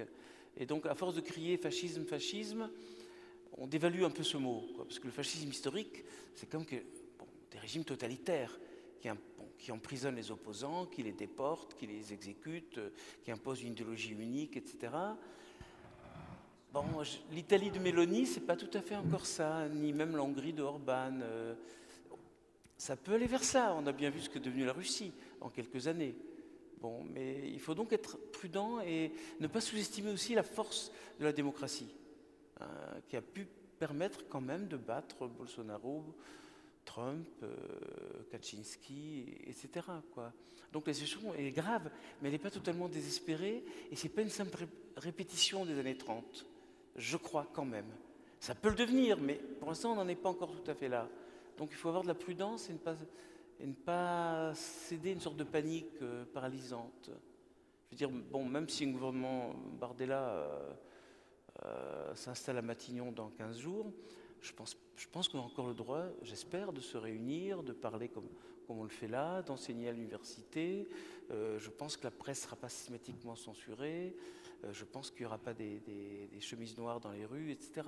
Donc une forme de résistance non violente sera possible. ne sera pas obligé de prendre le maquis derrière le Climont, là, dans les montagnes. Bon, c'est pas encore l'ordre du jour, heureusement. Heureusement, parce que quand ça commence, si on commence à faire couler le sang, on ne sait jamais où ça s'arrête. Je pense que des formes de résistance démocratique et non violente resteront encore possibles dans ces conditions-là. Bon, voilà, pendant un certain temps. Mais il ne faudra pas baisser les bras, ça c'est clair. Ouais.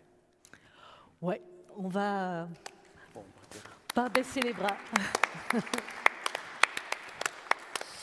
Bonne soirée, rentrez bien et bon présence là où vous êtes.